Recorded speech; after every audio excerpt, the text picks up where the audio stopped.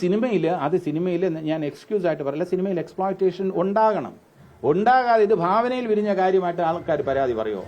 Exploitation നേരിട്ടവർ തന്നെ ആയിരിക്കണം പരാതി ബോധിപ്പിച്ചിട്ടുള്ളവർ.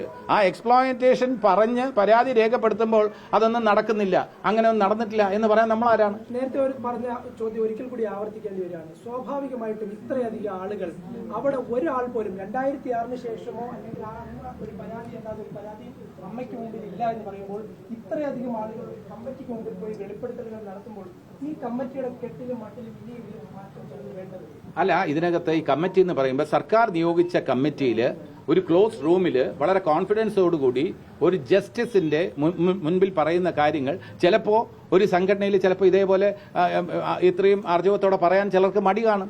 അതുകൊണ്ടായിരിക്കും സർക്കാർ നിയോഗിച്ച കമ്മിറ്റി ജസ്റ്റിസ് ഹേമ കൊടുത്ത ഉറപ്പനുസരിച്ച് അവർ ചില കാര്യങ്ങൾ പറഞ്ഞതാണ്. അതിനു മുമ്പ് അതൊരു പരാതിയായിട്ട് അമ്മയുടെ മുമ്പിൽ എത്തിയിട്ടില്ല. അത് സത്യസന്ധമായിട്ടുള്ള കാര്യമാണ്. അതിനു മുമ്പ് ഹേമ കമ്മിറ്റിയുടെ മുൻപിൽ പറഞ്ഞിട്ടുള്ള പ്രസന്റ് ചെയ്തിട്ടുള്ള കാര്യങ്ങളൊന്നും തന്നെ അമ്മയുടെ ശ്രദ്ധയിൽപ്പെട്ടിട്ടില്ല. അമ്മയ്ക്കൊരു പരാതിയായി ലഭിച്ചിട്ടില്ല. അതിന്റെ അർത്ഥം ഇങ്ങനെ ഒരു സംഭവം നടന്നിട്ടില്ല എന്നല്ല. നടന്നിട്ടുണ്ടാകാം. അത് എങ്ങനെയാണ് പരിഹരിക്കേണ്ടതെന്ന് ബഹുമാനപ്പെട്ട കോടതി പറയുന്നത് പോലെ തന്നെ ഈ നിർദ്ദേശങ്ങൾ ഇതിനൊരു പരിഹാരം കൂടി ജസ്റ്റിസ് ഹേമ നിർദ്ദേശിച്ചാൽ അതിനെയും സ്വാഗതം ചെയ്യും. ജസ്റ്റിസ് ഹേമ എത്രയോ ദിവസം സിറ്റിംഗ് നടത്തിയിട്ടാണ് ഇങ്ങനെ ചില ഫൈൻഡിങ്സ് രേഖപ്പെടുത്തിയിട്ടുള്ളത്. അപ്പോൾ ഇങ്ങനെയൊക്കെ ചെയ്താൽ നന്നായിരിക്കും. ഇങ്ങനെ ചെയ്താൽ ഇത് ഒഴിവാക്കാൻ നമുക്ക് കഴിയും. ഇങ്ങനെ ചെയ്താൽ കാസ്റ്റിംഗ് കൗച്ച് ഒഴിവാക്കാൻ കഴിയും. ഇങ്ങനെ ചെയ്താൽ എക്സ്പ്ലോയിറ്റേഷൻ ഒഴിവാക്കാൻ കഴിയും. ഇങ്ങനെ ചെയ്താൽ പ്രൊഡ്യൂസേഴ്സ് ഇങ്ങനെ ചെയ്താൽ ആ ടോയ്ലറ്റ് ഫെസിലിറ്റീസിന്റെ കാര്യത്തിൽ അങ്ങനെയുള്ള നിർദ്ദേശങ്ങൾ കൂടി ജസ്റ്റിസ് ഹേമ ഇനിയും അവർക്ക് പറയാം. അവരത്രയും റെസ്പെക്റ്റഡ് ഒരു പേഴ്സൺ ആയതുകൊണ്ട് ഞാൻ പറയാണ്, ജസ്റ്റിസ് ഹേമ കുറേ നിർദ്ദേശങ്ങൾ അടിയന്തരമായി സൊല്യൂഷൻസ് കൂടി വയ്ക്കണം എന്നുള്ളതാണ് ഈ കാര്യത്തിൽ എനിക്ക് ഏറ്റവും കൂടുതൽ റിക്വസ്റ്റ് ചെയ്യാനുള്ളത്. കാരണം അവരുടെ ഫൈൻഡിങ്സ് എല്ലാം സ്വാഗതം ചെയ്യുന്നു. അപ്പോൾ അവർക്ക് റെസ്പോൺസിബിലിറ്റി ഉണ്ട്. അവർക്കാണ് നമ്മളെക്കാൾ കൂടുതൽ ഈ സിനിമാ രംഗത്തുള്ള producers, directors, script writers, artist എല്ലാവരും പറഞ്ഞ കാര്യങ്ങൾ വെച്ച് ഇന്ന രീതിയിലൊക്കെ പ്രവർത്തിച്ചാൽ നന്നാകും. ഒരു ഇൻഡസ്ട്രി നന്നാക്കാൻ എനിക്ക് ഇന്നതുപോലെ എൻ്റെ നേതൃത്വത്തിലുള്ള കമ്മിറ്റിക്ക് ചില നിർദ്ദേശങ്ങൾ സമർപ്പിക്കാനുണ്ട് എന്ന് ജസ്റ്റിസ് ഹേമ ഇനിയെങ്കിലും പറഞ്ഞാൽ അതിനെ നമ്മൾ സഹർഷം സ്വാഗതം ചെയ്യും. അവരുടെ കൂടെ നിന്ന് ഇൻഡസ്ട്രി മെച്ചപ്പെടുത്താൻ വേണ്ടിയുള്ള ഒരു സജീവമായിട്ടുള്ള ഒരു പോരാട്ടത്തിന് ഞങ്ങൾ എല്ലാവരും ഉണ്ടാകും. സർക്കാർ പറഞ്ഞ കാര്യമുണ്ട്, ഇതിനകത്ത് ഇത് ഒരു പരാതിയായിട്ട് വന്നാൽ മാത്രമേ കേസെടുത്ത് അന്വേഷിക്കാൻ പറ്റുകയുള്ളൂ. അതിന്റെ മറുപടി പറഞ്ഞു കഴിഞ്ഞു. നേരത്തെ പറഞ്ഞു. അല്ല, അത് തന്നെ. അതിനെക്കുറിച്ച് അത് ഹൈക്കോടതിയിൽ ഞാൻ പറഞ്ഞില്ല, സീൽഡ് കവറിൽ ഹൈക്കോടതിയിൽ വെച്ചിരിക്കുകയാണ്. ഹൈക്കോടതിയുടെ നിർദ്ദേശപ്രകാരം നമ്മൾ തീർച്ചയായിട്ടും അതിന്റെ കൂടെ ഉണ്ടാവും. പരാതി പിന്നീട് അബദ്ധമാണെന്ന് പറഞ്ഞല്ലോ. ഏതാ ഒരു നടികൾക്ക് പരാതി പിന്നീട് അബദ്ധമാണെന്ന് പറഞ്ഞല്ലോ.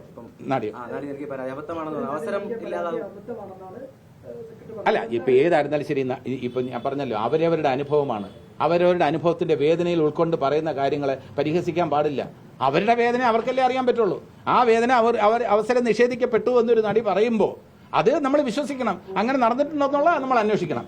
ഇങ്ങനെ അവസരം നിഷേധിച്ചത് ആര് എന്ന ചോദ്യത്തിൽ ആ വ്യക്തി ഇതേപോലെ എന്തുകൊണ്ടാണ് നിഷേധിച്ചത് എന്ന് ചോദിച്ച് മനസ്സിലാക്കാനുള്ള ഉത്തരവാദിത്വം കൂടെ നമുക്കുണ്ട്. അല്ല, ഈ ആത്മയുടെ പ്രസിഡന്റ് എന്ന് പറയുന്നത് ഗണേഷ് കുമാർ സംസ്ഥാന മന്ത്രിസഭയുടെ ഒരു അംഗമാണ്. അങ്ങനെ ഒരാൾ ആ മന്ത്രിസഭയിൽ അടക്കം തുടരുമ്പോൾ ഇനി ഇതിനകത്ത് എന്ത് നടപടിയാണ് നമ്മൾ പ്രതീക്ഷിക്കേണ്ടത്? അല്ല, ആത്മയിലെ കാര്യങ്ങൾ എന്ന് പറയുമ്പോൾ അതിനകത്ത് ഇപ്പൊ ഗണേഷ് കുമാറിനെ മന്ത്രി എന്ന് പറഞ്ഞുകൊണ്ട് പറയാണ്. അവിടെ രാഷ്ട്രീയമൊക്കെ വരും. ഞാൻ രാഷ്ട്രീയത്തിൽ ഇല്ല. ഒന്നാമത് രാഷ്ട്രീയത്തിലില്ല. രണ്ടാമത് അദ്ദേഹത്തിനെതിരെ മത്സരിച്ച് പരാജയപ്പെട്ട ഒരാളാണ്. അപ്പൊ ആ രാഷ്ട്രീയം അദ്ദേഹത്തിനെതിരെ അദ്ദേഹത്തിനെതിരെ ഞാൻ പറഞ്ഞല്ലോ, ആർക്കെതിരെ ആരോപണം വന്നിട്ടുണ്ടെങ്കിലും സമഗ്രമായ അന്വേഷണം വരണം. ഒരു നടി പറഞ്ഞിട്ടുണ്ടെങ്കിൽ അതെന്താ നമ്മൾ അവിശ്വസിക്കേണ്ട കാര്യമില്ലല്ലോ. ആ നടി പറഞ്ഞ കാര്യങ്ങൾ മീഡിയ വിശ്വസിക്കുന്നു. പിന്നെ നമ്മൾ അവിശ്വസിക്കേണ്ട കാര്യം എന്താ? നിങ്ങൾക്ക് ബോധ്യമുണ്ടെങ്കിൽ തീർച്ചയായിട്ടും ഞങ്ങൾ നിങ്ങളുടെ കൂടെയാണ്.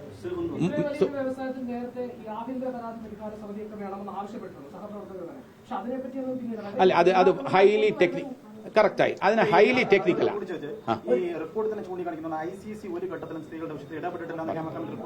ഞാൻ പറയാം, അതിന് വ്യക്തമാക്കാൻ ഞാൻ പറയുന്ന മറുപടി നിങ്ങൾ കറക്റ്റ് ഇങ്ങനെ തന്നെ കോട്ട് ചെയ്യണം. കാരണം ഇന്റേണൽ ഈ ഡിസിപ്ലിൻ കമ്മിറ്റി എന്ന് പറയുന്നത് അതില് ഒരു എന്താ പറയുക, നിയമപരമായിട്ടുള്ള അങ്ങോട്ടും ഇങ്ങോട്ടും നമുക്ക് എക്സ്ക്യൂസുകൾ പറയാവുന്ന രീതിയിൽ പഴുതുകളുള്ള ഒരു സംവിധാനമാണ്.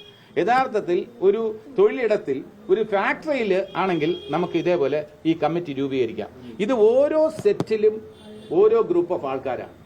അപ്പോൾ ഞാൻ അഭിനയിക്കുന്ന ഒരു ചിത്രം, ഞാൻ അഭിനയിക്കുന്ന ഒരു ചിത്രത്തില് ആ ചിത്രത്തില് ഈ കമ്മിറ്റി 3 പേരായിരിക്കും. അടുത്ത ഓരോ സിനിമയിലും ഓരോ കമ്മിറ്റി വരും. അത് വേണോ? ഇൻഡസ്ട്രിക്ക് മൊത്തമായിട്ട് അഭിനേതാക്കളുടെ ഒരു റെപ്രസെന്റേറ്റീവ്, ഫെഫ്കയുടെ ഒരു റെപ്രസെന്റേറ്റീവ്, പ്രൊഡ്യൂസേഴ്സിന്റെ ഒരു റെപ്രസെന്റേറ്റീവ്, അല്ലെങ്കിൽ കൂടുതൽ എണ്ണം കൂടിക്കോട്ടെ, എല്ലാവർക്കും പ്രാതിനിധ്യമുള്ള ഒരു ഇന്റേണൽ കമ്മിറ്റി വന്നാൽ നന്നായിരിക്കും. ഇല്ലെങ്കിൽ ഇപ്പോൾ പറഞ്ഞുകൊണ്ടിരിക്കുന്നത് വെച്ചിരുന്നാൽ അമ്മയ്ക്ക് അങ്ങനെ കോൺസ്റ്റിറ്റ്യൂട്ട് ചെയ്യേണ്ട കാര്യമില്ല. എന്നാൽ പോലും ഇനി അതല്ല, ഈ സാഹചര്യത്തിൽ ഹേമ കമ്മിറ്റി റിപ്പോർട്ട് വന്ന സാഹചര്യത്തിൽ അമ്മയിൽ ഇതേപോലെ പരാതി ബോധിപ്പിക്കാനുള്ള ഒരു സംവിധാനം പ്രൊഡ്യൂസേഴ്സ് അല്ല, അതാത് സംഘടനകൾ തന്നെ കോൺസ്റ്റിറ്റ്യൂട്ട് ചെയ്യണം എന്നാണ് പൊതുജന വികാരം അല്ലെങ്കിൽ പൊതുവികാരമെങ്കിൽ അതും പരിഗണിക്കാം. വലിയ സംശയം തോന്നുന്ന ഒരു കാര്യമുണ്ട്. അതായത് ഇതുവരെ അമ്മയ്ക്ക് ഒരു പരാതിയും കിട്ടിയിട്ടില്ല എന്ന് അംഗം ആവർത്തിക്കുന്നുണ്ട്, ഭാരവാഹികളും ആവർത്തിക്കുന്നുണ്ട്. ഒരു പരാതി കിട്ടിയിട്ടുണ്ട്, പരിശോധിക്കുമെന്ന് പറയുന്നു. 5 വർഷം മുമ്പ് ഏതാനും നടിമാർ അല്ലെങ്കിൽ താരങ്ങൾ, അവർക്കൊപ്പം ചില വനിതാ പ്രവർത്തകർ എല്ലാവരും കൂടി WCC എന്ന സംഘടന രൂപീകരിച്ച് വലിയ രീതിയിൽ ചില ആരോപണങ്ങൾ ഉന്നയിക്കുന്നുണ്ട്. ആ ആരോപണങ്ങൾ പരാതികളല്ലേ? ഈ അമ്മയും കുഞ്ഞുങ്ങളും എന്നൊക്കെയാണല്ലോ താങ്കളും. അല്ല, തീർച്ചയായിട്ടും കുഞ്ഞുങ്ങൾ അവർ ഈ പരാതി ഉന്നയിച്ചു അമ്മയ്ക്ക് മുമ്പിൽ വന്ന പരാതികളല്ല. അല്ല, WCC ഉന്നയിക്കുന്ന കാര്യങ്ങൾ തീർച്ചയായിട്ടും പരിഗണിക്കപ്പെടേണ്ടതാണ്. WCC പരാതി തന്നിട്ടുള്ളത് അമ്മയ്ക്കല്ല, WCC പരാതി രേഖപ്പെടുത്തിയത് സർക്കാരിനാണ്. ആ പരാതിയുടെ അടിസ്ഥാനത്തിലാണ് ഹേമ കമ്മിറ്റി കോൺസ്റ്റിറ്റ്യൂട്ട് ചെയ്തത്. ഇനിയും WCCക്ക് അമ്മയ്ക്കെതിരെ അല്ലെങ്കിൽ അമ്മയുടെ അംഗങ്ങൾക്കെതിരെ എന്തെങ്കിലും തെളിവുകൾ സഹിതമുള്ള ആരോപണം ഉണ്ടെങ്കിൽ വീണ്ടും അവരൊന്നും എഴുതി തരണമെന്നില്ല. അത് സമഗ്രമായ അന്വേഷണത്തിന് വിധേയമാണ്. അല്ല, 5 വർഷമായിട്ട് ആക്രമിക്കപ്പെട്ട നടിക്ക് നീതി കിട്ടണം, എല്ലാവരും അവരുടെ കൂടെ താങ്കൾ പറഞ്ഞു. പക്ഷെ കഴിഞ്ഞ 5-6 വർഷമായി ഈ നടി മെയിൻ സ്ട്രീമിൽ പുറത്താണ്. എന്തുകൊണ്ട് അങ്ങനെ സംഭവിക്കുന്നു? അപ്പോൾ പിന്നെ എങ്ങനെ നീതി കിട്ടണം എന്ന് പറഞ്ഞാൽ എത്രമാത്രം ആത്മാർത്ഥത അമ്മയ്ക്കുണ്ട് ഈ വിഷയത്തിൽ? അല്ല, മെയിൻ സ്ട്രീമിന് പുറത്താണ് എന്നുള്ള രീതിയിൽ ഞാൻ വിശ്വസിക്കുന്നില്ല. ഇപ്പോൾ തന്നെ ആക്രമിക്കപ്പെട്ട നടിയുടെ ഒരു ചിത്രം റിലീസാകാൻ പോവാണ് ഷാജി കൈലാസിന്റെ സംവിധാനത്തിൽ. അപ്പം മെയിൻ സ്ട്രീമിന് പുറത്തല്ല, അത് പിൻവലിക്കണം. വളരെ ഒരു വലിയ പ്രോജക്റ്റ് തന്നെ ആക്രമിക്കപ്പെട്ട നായികയായിട്ട് വരുന്നുണ്ട്. അപ്പം അങ്ങനെ മെയിൻ സ്ട്രീമിൽ നിന്ന് ആരെങ്കിലും ഒഴിവാക്കി എന്ന് തോന്നുന്നുണ്ടെങ്കിൽ, ആ തോന്നുന്നു എന്ന് പറയുമ്പോൾ അതിനെ ചോദ്യം ചെയ്യാൻ എനിക്ക് അവകാശമില്ല. പക്ഷേ അതിൽ ഈ കാസ്റ്റിംഗ് എന്നൊക്കെ പറയുന്നത് സാധാരണഗതിയിൽ സംവിധായകരും നിർമ്മാതാക്കളും ഒക്കെയാണ്. അല്ലാതെ ഈ നടന്മാരെല്ലാവരും ഇന്നാര് വേണം എന്നൊക്കെ പറയുന്നത് ആരെങ്കിലും പറയുമ്പോൾ അവരുടെ വാക്കുകൾ നമുക്ക് കേൾക്കാം എന്നുള്ളതിൽ കവിഞ്ഞ് പൊതുവെ അതിനെ ഒരു പൊതുവൽക്കരണം, ഒരു ജനറലൈസേഷൻ നടത്തുന്നത് ശരിയല്ല. എന്നെ വിളിക്കുന്നത് ഒരു പ്രോജക്റ്റ് ഓണായി, അതിൽ സംവിധായകനും തിരക്കഥാകൃത്തും സംവിധായകനും കൂടി ഇരുന്ന് പ്രിലിമിനറി മീറ്റിംഗിൽ അവർ ഇന്ന റോൾ ആര് ചെയ്താൽ നന്നായിരിക്കും ചോദ്യം ഉയർന്നതിന് ശേഷം അത് ജഗദീഷ് ചെയ്താൽ നന്നാവുന്നുണ്ടെങ്കിൽ എന്നെ വിളിക്കും. അപ്പം ഞാൻ പോകും. അതിന് മുമ്പുള്ള ഒരു ഡിസിഷനോ ഗൂഢാലോചനയോ പവർ കമ്മിറ്റിയോ അല്ലെങ്കിൽ പവർ ഗ്രൂപ്പോ അങ്ങനെയൊന്നും ഇല്ല. ഈ വൈകിയ വേളയിലെങ്കിലും ഇനിയെങ്കിലും ഈ WCCയുടെ പരാതികൾ പരിശോധിക്കപ്പെടണം എന്ന് പറഞ്ഞു. പരിശോധിക്കണം. WCC ഉന്നയിച്ചിട്ടുള്ള കാര്യങ്ങളൊക്കെ തന്നെ ന്യായമായിട്ടുള്ള കാര്യങ്ങളാണ്. അവർ പറയുന്ന കാര്യങ്ങൾ. അപ്പോൾ WCC നമ്മുടെ ശത്രുക്കളൊന്നും അല്ല.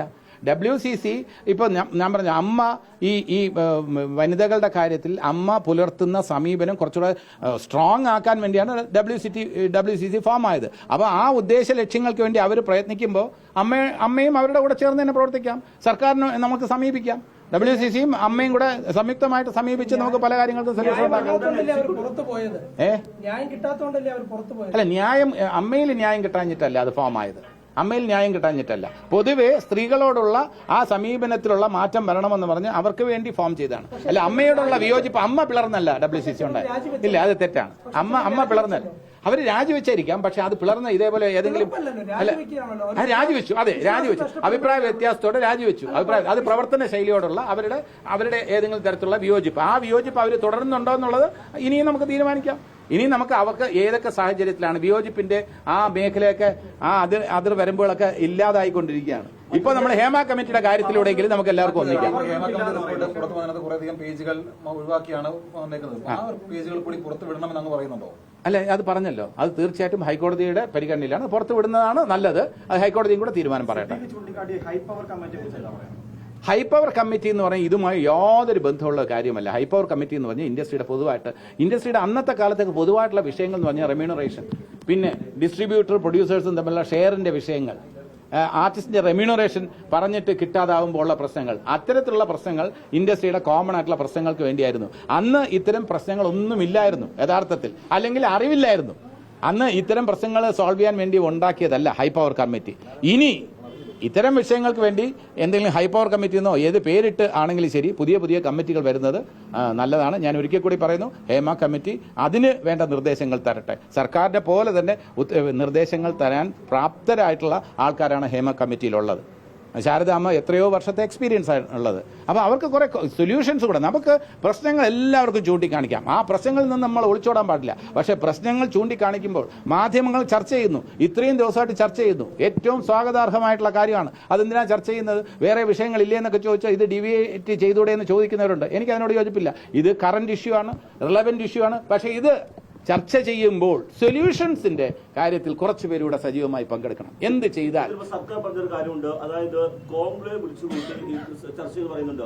ഇപ്പൊ WCC പറയുന്നൊരു കാര്യം, ഇരകളെയും വേട്ടക്കാരെയും ഒരുമിച്ച് കോൺഗ്രസ് നടത്തിയാണോ ഒരു ക്രിമിനൽ കേസ് നിങ്ങൾ പരിഹരിക്കേണ്ടത്? അത് സർക്കാർ ഇരട്ടത്താപ്പാണ്, സർക്കാർ ഉദ്ദേശശുദ്ധി ശരിയല്ല എന്നാണ് പറയുന്നത്. താങ്കൾക്ക് ഈ കോൺഗ്രസ് എന്താണ് ചോദിച്ചത്? അല്ല, അവിടം തൊട്ട് തന്നെ നമുക്കൊരു സമന്വയത്തിന്റെ പാത തുടങ്ങാം. ഈ കോൺക്ലേവിന്റെ കാര്യത്തിൽ പങ്കെടുക്കുന്ന അംഗങ്ങളെക്കുറിച്ച് ആർക്കെങ്കിലും വിയോജിപ്പുണ്ടെങ്കിൽ ആ വിയോജിപ്പ് മാറ്റി സർക്കാർ കോൺക്ലേവിന്റെ കാര്യത്തിൽ എല്ലാവർക്കും സ്വീകാര്യരായിട്ടുള്ള ആൾക്കാർ വരട്ടെ, കോൺക്ലേവ് വരട്ടെ. പരിഹരിക്കാൻ ആരെങ്കിലും റെഡിയായി വരുമ്പോൾ പരിഹരിക്കാൻ കഴിയില്ലെന്ന് നമ്മൾ ആദ്യമേ പറയുന്ന മുൻവിധിയോടെ കൈകാര്യം ശരിയാണോ? ഒരു പ്രശ്നം സോൾവ് ചെയ്യാൻ നല്ല ഉദ്ദേശത്തോട് കോൺക്ലേവ് സർക്കാർ കോൺസ്റ്റിറ്റ്യൂട്ട് ചെയ്യുമ്പോൾ ഇതുകൊണ്ട് ഒരു കാര്യമില്ല എന്ന് പറയുന്നത് ശരിയല്ല. നമുക്ക് പ്രതീക്ഷയോടെ പോകാം, ശുഭപ്രതീക്ഷയോടെ നമുക്ക് മുന്നോട്ട് പോകാം. പിന്നെ അതില് കോൺക്ലേവിന്റെ കാര്യത്തിൽ, ഘടനയുടെ കാര്യത്തിൽ ഈ WCC പറയുന്ന പോലെ ഏതെങ്കിലും വ്യക്തികളോട് ആ വ്യക്തികൾ ആരോപണ വിധേയരാണെന്ന് WCCക്ക് അഭിപ്രായമുണ്ടെങ്കിൽ അവരെ ഒഴിവാക്കി നിർത്തട്ടെ. നമുക്ക് നല്ലൊരു കോൺക്ലേവ് ഇവിടെ സംഘടിപ്പിക്കാം. അമ്മ ഒഴിവാക്കല്ല, സർക്കാർ ഒഴിവാക്കാം. സർക്കാരിനല്ലേ ഒഴിവാക്കാൻ കഴിയുക, അമ്മയ്ക്ക് ഒഴിവാക്കാൻ കഴിയില്ല. നമുക്കിതിനെ ഒരു ബോയ്ക്കോട്ട് ചെയ്യുന്നത് ഒരു ശരിയായിട്ടുള്ള രീതിയല്ല. സർക്കാർ പരിഗണിക്കുന്നതാണ്. കാര്യമായിട്ട് എന്തെങ്കിലും കാര്യങ്ങൾ ഉള്ളത് കൊണ്ടായിരിക്കുമല്ലോ WCC ചില അംഗങ്ങളുടെ കാര്യത്തിൽ, കോൺക്ലേവിന്റെ കാര്യത്തിൽ അവരെ സംഘടിപ്പിക്കുന്ന, അവരെ കൂടി ഉൾപ്പെടുത്തി ഇത്തരം കോൺക്ലേവ് നടത്തുന്നതിനുള്ള വിയോജിപ്പ് അവർ രേഖപ്പെടുത്തുന്ന എന്തെങ്കിലും കാര്യങ്ങൾ കാണുമല്ലോ. അവർ ഉത്തരവാദിത്വം ഇല്ലാതെ അത്തരം ഒരു കാര്യങ്ങൾ പറയില്ലല്ലോ. ആ കാര്യങ്ങൾ മനസ്സിലാക്കി സർക്കാർ ഒരു യുക്തമായ തീരുമാനം എടുക്കട്ടെ. തീർച്ചയായിട്ടും അംഗീകരിക്കും. അങ്ങനെ ഒരു കാര്യം WCC ഉത്തരവാദിത്വം ഇല്ലാതെ അങ്ങനെ ഒരു കാര്യം നിർദ്ദേശിക്കില്ലല്ലോ. അവരിപ്പോ കോൺക്ലേവിൽ വേട്ടക്കാർ ഉൾപ്പെട്ടിട്ടുണ്ടെന്ന് പറയുമ്പോൾ അത് വേട്ടക്കാരാണെന്ന് WCCക്ക് ബോധ്യമുണ്ടെങ്കിൽ ആ വേട്ടക്കാരൻ ഈ കോൺക്ലേവിൽ ഭാഗമായി വരാൻ പാടില്ല എന്ന് തന്നെയാണ് അമ്മയുടെ പക്ഷം. ഓക്കെ.